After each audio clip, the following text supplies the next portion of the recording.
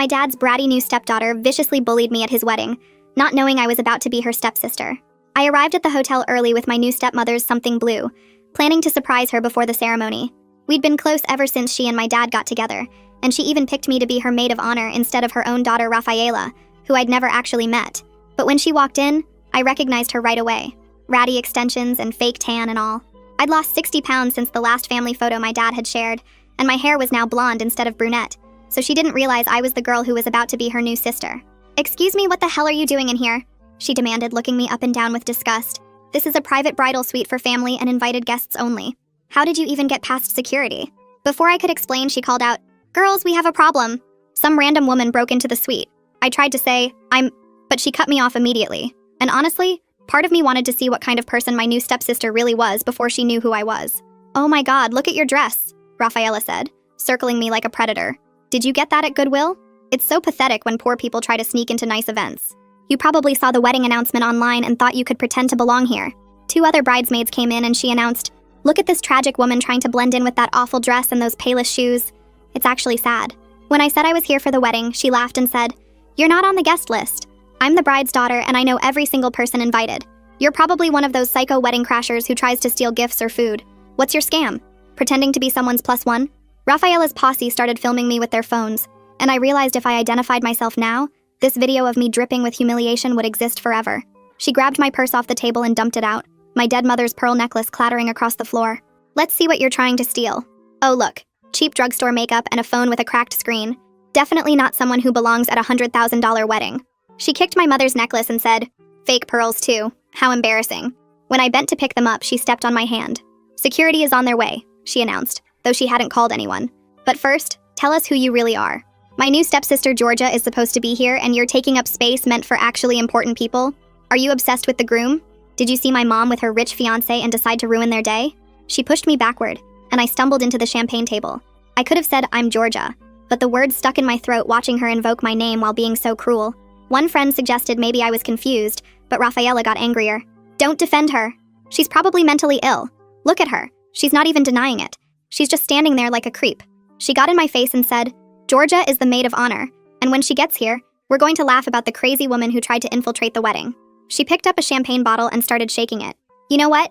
You need to learn what happens to wedding crashers." She popped it and sprayed it all over me, soaking my dress and hair completely. "Oops! Now you really look like trash. Street trash covered in alcohol. Perfect."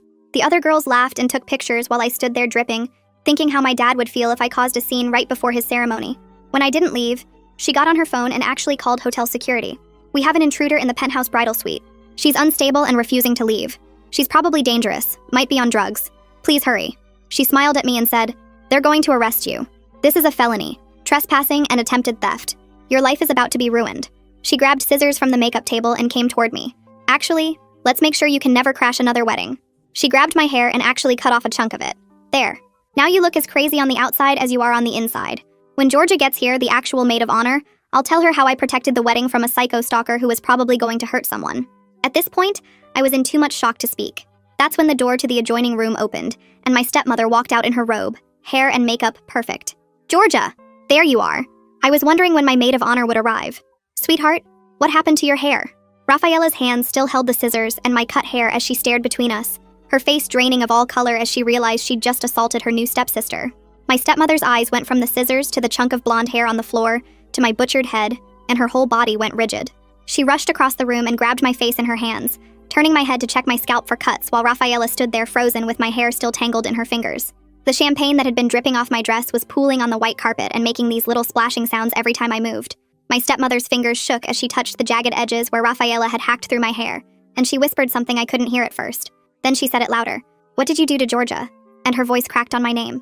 Rafaela's mouth opened and closed, but no words came out, and the scissors in her hand started shaking so bad I thought she might drop them. Sharon took a step backward toward the door, and Chiara did the same thing, both of them still holding their phones but not recording anymore. My dad must have heard the noise because he appeared in the doorway wearing his tux with the bow tie still undone, and this huge smile on his face that disappeared the second he saw me. He took in everything at once. Me soaked in champagne with chunks of hair missing, Rafaela holding the scissors, his bride with tears starting to form in her eyes. "Georgia, sweetheart, are you hurt?" he asked and started toward me, but my stepmother was already examining my scalp again. Before I could say anything, she spun around to face Rafaela and her voice got hard in a way I'd never heard before. "Explain yourself right now," she said, and Rafaela finally found her voice and started talking so fast the words ran together. She kept saying she didn't know it was me, that she thought I was breaking in, that I looked different and wouldn't say who I was. Sharon quietly moved her hand to her purse and slipped her phone inside while Ciara kept looking between everyone like she wanted to disappear. Blake showed up then, the wedding planner in his perfect gray suit, and I saw his professional smile freeze when he took in the scene. He pulled out his phone immediately and started texting someone while walking further into the room to assess the damage. "We need to push the ceremony back," he said quietly, and then louder when no one responded. My stepmother reached out slowly and took the scissors from Rafaela's hand, setting them on the makeup table before telling Blake to call hotel security right away. She guided me to the couch and sat me down, her fingers going back to my hair to examine how bad the damage was.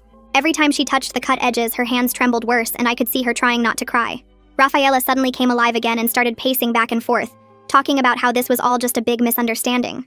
She kept saying I should have told her who I was, that I was acting weird, that anybody would have done what she did if they thought someone was breaking into their mom's wedding. My dad's face got darker with every word, and he moved to stand between me and Rafaela like he was protecting me, even though she wasn't holding the scissors anymore. Julius from hotel security arrived faster than I expected. This tall guy in a dark uniform who took one look at the room and immediately started taking control. He asked everyone to stay calm and started moving people to different parts of the suite, putting Rafaela near the window and keeping me on the couch with my dad and stepmother.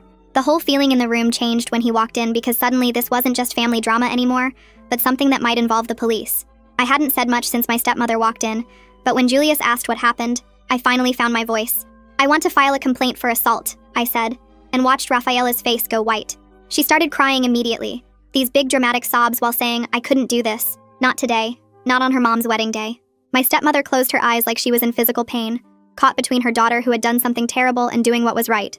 Julius turned to Sharon and Ciara and asked if they had witnessed what happened, and both of them nodded slowly. He asked them not to leave and said he'd need statements from them and wanted to know if anyone had recorded anything. I saw Kiara's hand move toward her purse without thinking about it, and Julius noticed it too.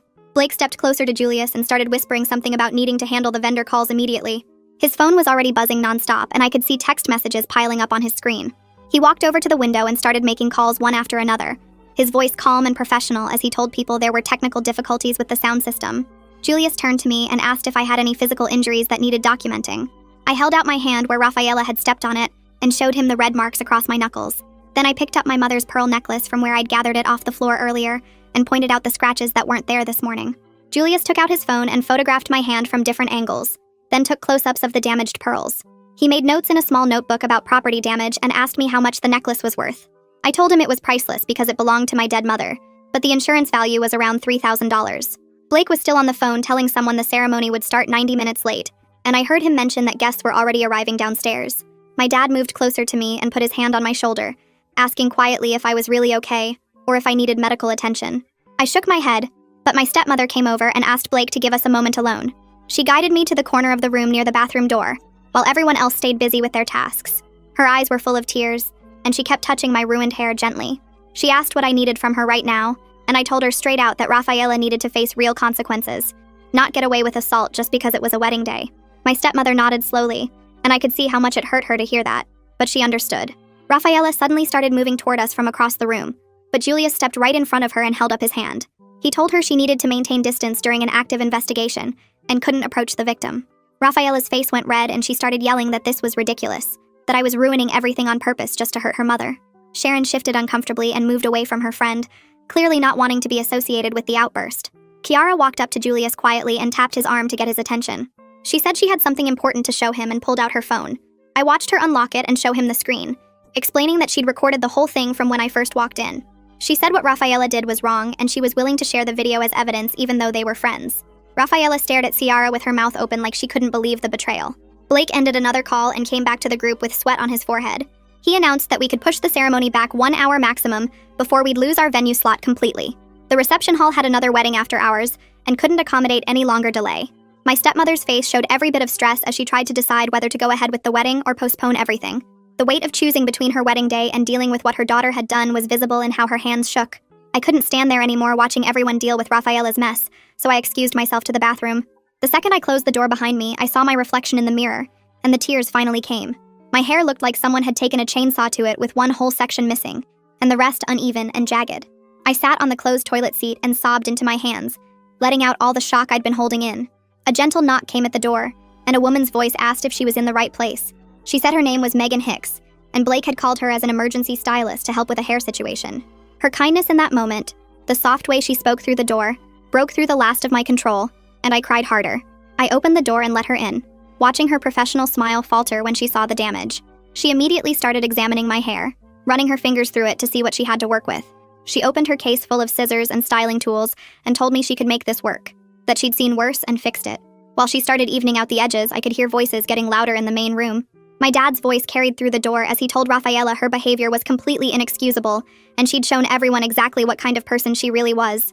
Rafaela's dramatic sobs followed immediately, the kind that sounded more like performance than real crying. Megan kept working steadily, not commenting on the drama outside as she shaped what was left of my hair into something that looked intentional instead of attacked.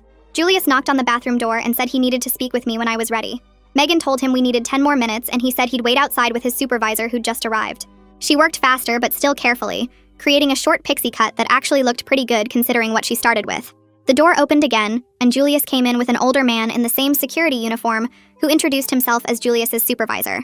They had papers in their hands, and Julius explained that if I wanted to press charges, I needed to sign the forms now. He said the hotel took assault very seriously and had a zero-tolerance policy for violence on their property. The supervisor added that with the evidence they had, charges would definitely stick, and Rafaela could be arrested today. The decision felt huge knowing it would happen at my dad's wedding, but I picked up the pen anyway. Through the bathroom door, we heard my stepmother's voice, clear and firm despite the emotion in it. She announced that the ceremony would proceed in 45 minutes, but would be scaled down to immediate family only. The reception was postponed indefinitely until they could reorganize everything properly. Then her voice got harder as she told Rafaela she would not be participating as a bridesmaid or in any part of the ceremony. The silence that followed felt heavy with the reality of consequences finally landing. Sharon knocked on the bathroom door and asked if she could come in for a second. I nodded and she slipped inside, watching Megan work on evening out the jagged edges of my hair. She stood there fidgeting with her phone for a moment before saying she was sorry for not stopping Rafaela when things got out of hand. She admitted they all knew Rafaela could be mean sometimes, but never expected her to go that far with the scissors and champagne. Her hands shook as she talked, and I could see she was genuinely upset about what happened. Megan kept working steadily, using her thinning shears to blend the shorter pieces into something that looked intentional. My dad's phone started buzzing, and he answered it, putting it on speaker when the family attorney's voice came through. The attorney told me to document everything right now while it was still fresh in my memory. He said to take photos of the red mark on my hand where Rafaela stepped on me and get pictures of my damaged dress and mother's scratched pearls. Dad grabbed his phone and started taking pictures of my hand and the champagne stains, while the attorney explained we needed written statements from all the witnesses immediately. Through the door, we could hear Rafaela's voice getting louder as she talked to her mother. She was saying this whole thing was my fault for not telling her who I was right away. She claimed I deliberately let her embarrass herself because I wanted to make her look bad at the wedding. Her voice got more shrill as she insisted I was manipulative and had planned this whole thing to ruin her relationship with her mother. My stepmother's voice cut through sharp and cold, telling Rafaela to stop making excuses for assault. Blake appeared at the bathroom door looking stressed and holding his tablet. He said several guests downstairs had noticed the security presence and were asking questions about the delay. He was trying to contain the situation, but needed to know what to tell people who were getting worried something serious had happened. The hotel manager had just arrived personally to check on us, and wanted to make sure we had everything we needed. Blake said the manager was concerned about the hotel's reputation if word got out about an assault in the penthouse suite. Julius came back with more information about the charges. He explained that using scissors as a weapon made this assault with a deadly weapon, which was way more serious than simple battery. The charge could mean actual jail time, not just probation or community service. Rafaela must have heard him because her crying suddenly stopped and everything went quiet in the main room. Kiara walked over to Julius holding her phone and started transferring the video she'd recorded to his tablet. We all gathered around to watch it, even though I really didn't want to see myself getting humiliated again. The video showed everything clearly, from Rafaela dumping my purse to spraying me with champagne to cutting my hair with the scissors. My stepmother watched for about 30 seconds before she had to leave the room, her hand over her mouth. Seeing her daughter attack me on screen was different from just hearing about it. The attorney's voice came through the phone speaker again after we'd watched the video. He said with this kind of evidence plus multiple witnesses, criminal charges would definitely stick if we pursued them. He also mentioned we could file a civil suit for emotional distress and property damage on top of the criminal case. Rafaela started breathing really fast, and someone said she needed to sit down before she passed out. My dad turned to me and said that no matter what I decided about pressing charges, Rafaela wasn't welcome in our home anymore. He said real family doesn't treat each other this way, and she'd shown she couldn't be trusted around me. His voice was firm and angry in a way I'd never heard before. My stepmother came back into the room with tears running down her face, but she didn't argue with his decision. Blake cleared his throat and said he'd managed to reorganize the ceremony with just immediate family and closest friends. The big reception with 200 guests would have to be canceled completely. He showed us the numbers on his tablet, and the lost deposits alone were over $30,000. The catering, the band, the flowers for 200 people, all of it was non-refundable at this point. My stepmother just nodded and said she understood, though her face went pale at the financial loss. Megan stepped back and handed me a mirror to see what she'd done with my hair. She'd transformed the hack job into a short pixie cut that actually looked pretty cute, even though it wasn't anything like what I'd planned for the wedding. The sides were super short, but she'd left some length on top that she styled with product to give it texture. She'd worked actual magic with what was left after Rafaela's attack. I thanked her and started crying because this small act of kindness after everything else just hit me hard. She squeezed my shoulder and started packing up her tools, saying she was glad she could help make something good out of a bad situation. Julius pulled out his tablet and started explaining my options while everyone watched. I could press charges right now and have Rafaela arrested before the ceremony. I could file a report for documentation without immediate arrest. I could handle this as a family matter and let the hotel keep their evidence on file. He made it clear the hotel had enough proof regardless of what I chose. The security cameras caught everything from multiple angles, plus we had Chiara's video. Rafaela sat on the couch with her head in her hands while Julius talked. Sharon moved closer to Chiara, and I heard her whispering, "They should leave now." She said this wasn't their problem, and they didn't need to get involved. Chiara shook her head and said they were witnesses who needed to do the right thing. Sharon grabbed her purse and said she wasn't getting dragged into court over this. Chiara told her to think about what Rafaela did to me with those scissors. Their friendship was breaking apart right in front of us. My stepmother came back into the room looking more composed, but her eyes were red. She walked straight to me and took my hands in hers. She said she supported whatever decision I made about pressing charges. She admitted Rafaela had never faced real consequences for her behavior before. Her voice cracked when she said maybe this was what her daughter needed. She looked older somehow, like the weight of her failures as a mother had aged her. I told Julius I wanted to file a police report, but asked if Rafaela could stay at the hotel. I didn't want her arrested and taken away before the ceremony. Julius checked with his supervisor on the phone and said they could accommodate that. Rafaela would need to stay in a separate room with hotel security supervision. It was more kindness than she'd shown me when she was cutting my hair. The makeup artist came over and started working on my face, which was streaked with tears. My dad went down to the parking garage to get my backup dress from his car. The champagne-soaked one was completely ruined and smelled like alcohol. Everyone pretended not to notice I was basically starting over from scratch. Megan worked quickly to fix my makeup while Blake made more phone calls. Julius explained the terms to Rafaela, who nodded without looking up. She agreed to the supervised isolation rather than being taken to the police station immediately. 2 security guards came to escort her to a small office on another floor. She stood up slowly and looked at her mother one last time. Her face was desperate and pleading, but my stepmother just nodded. Rafaela followed the guards out without saying anything else. Blake came over with his phone showing me the updated timeline. Guests were starting to ask about the delay and getting restless downstairs. He told them there was a minor medical emergency, but everything was under control. He said the truth would create more drama than anyone needed right now. Some guests were already posting on social media asking what was happening. Blake had his assistant monitoring the post to make sure nothing got out. My stepmother sat down next to me while Megan finished my makeup. She asked if I still wanted to be her maid of honor after everything. I told her yes, because Rafaela didn't get to take that from me too. She hugged me tightly and whispered apologies for what her daughter had done. She said she should have seen this coming and done something sooner. I didn't know what to say, so I just hugged her back. We had 30 minutes until the modified ceremony would start. I helped my stepmother with the final touches on her dress and veil. We didn't talk about Rafaela or what would happen after today. The silence felt weird but also necessary after all the chaos. My dad came back with my backup dress, which was simpler than the ruined one. It was navy blue instead of the lavender one soaked in champagne. Everyone turned away while I changed behind a screen in the corner. The new dress fit fine, even though it wasn't what I'd planned. Sharon and Chiara were giving their written statements to Julius at the desk. They wrote down everything they saw from start to finish.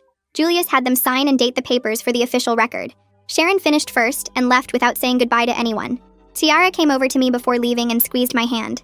She whispered that she was sorry for everything that happened. She said Rafaela had always been mean, but never this bad. Their departure felt like another consequence Rafaela hadn't thought about. Blake checked his watch and said we needed to head down for the ceremony now, or lose the venue completely. I walked downstairs with my dad holding my arm, while my stepmother followed with Blake making last-minute adjustments to her veil. The ceremony room looked huge with just 20 people scattered in the front rows instead of the 200 chairs they'd set up. My dad kept looking at me every few seconds while I stood next to his bride holding her bouquet. The empty spots where Rafaela and the bridesmaids should have been standing made everything feel weird and quiet. The officiant started the ceremony, and when my stepmother said her vows about blending our families with love and respect, her voice cracked and she had to pause. I saw my aunt dabbing her eyes with a tissue even though she didn't know what had happened upstairs. The ceremony ended quickly without all the readings and special music they'd planned. We took a few photos, but everyone looked stiff and uncomfortable. Julius came over while the photographer was packing up and quietly told us that Rafaela had been taken to the police station for processing. My stepmother just nodded and turned away without asking anything else.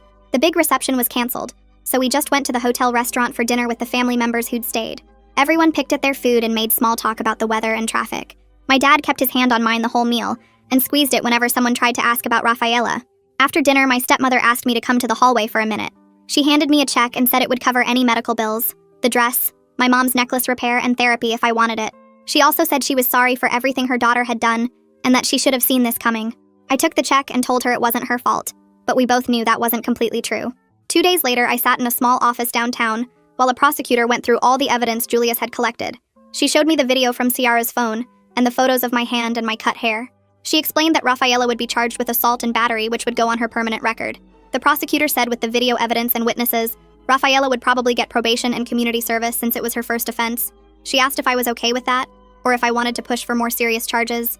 I said probation was fine because I just wanted this to be over. The next week, Rafaela's lawyer called about a plea deal where she'd do anger management classes and stay away from me for 2 years. The restraining order meant she couldn't come to any family events I was at or contact me in any way. I agreed because dealing with a trial would just drag everything out longer. My stepmother called me a few days later to say she'd signed herself and Rafaela up for family therapy. She said she realized she'd let Rafaela get away with too much for too long and they needed professional help.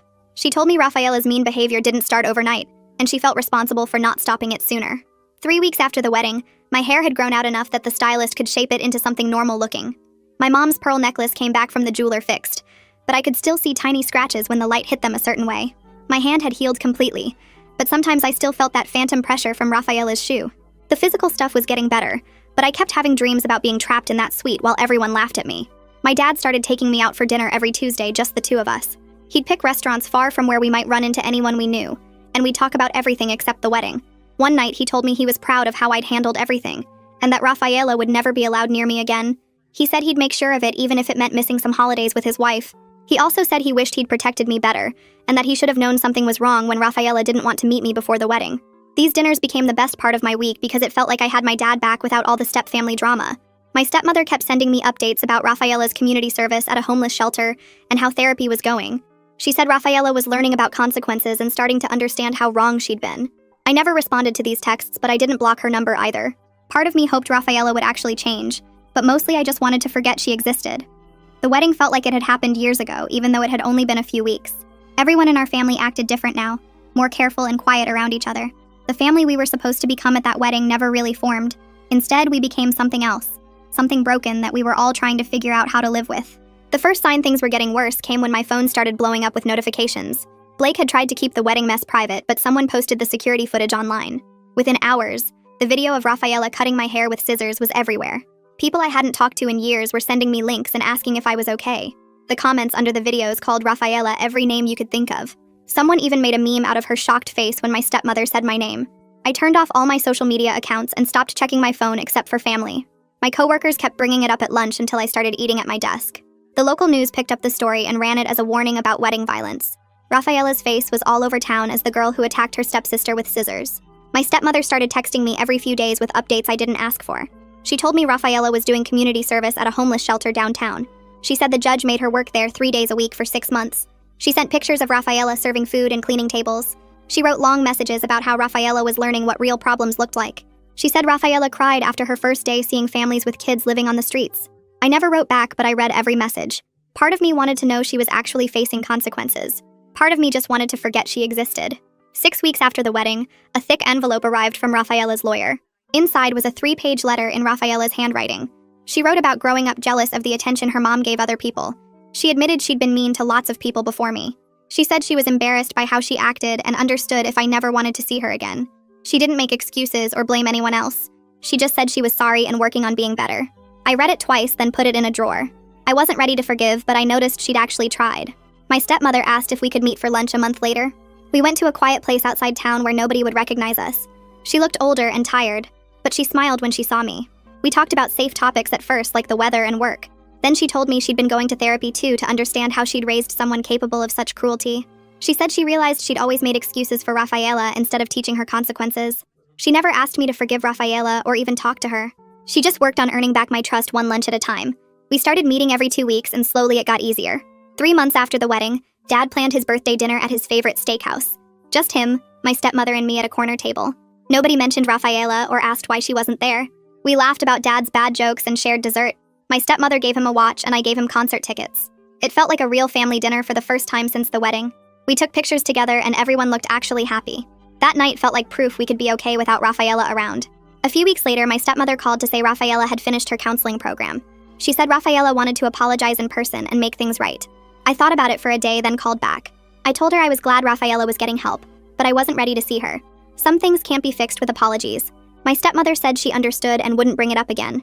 She kept her word and never pushed me about it. The hotel sent a formal letter apologizing for the security breach and trauma I experienced. They offered to pay for all my therapy sessions for a year. Julius called personally to check how I was doing. He said the hotel had changed their policies because of what happened. He sent flowers on my birthday with a note saying he hoped I was healing. The manager comped our entire wedding bill as an apology. These strangers showing kindness helped more than they probably knew. 6 months after that horrible day, I woke up one morning and realized I felt normal again. Dad and my stepmother seemed stronger after surviving the crisis. They'd learned to communicate better and set boundaries. I'd learned to protect myself and not feel guilty about it. Rafaela was still getting help somewhere far away. We were all in better places than we'd been at that wedding. The family we'd planned to be never happened, but what we built instead was honest and real. That's a wrap for now. Thanks for just hanging out and exploring all these little details with me. Until next time, subscribe for more content like this.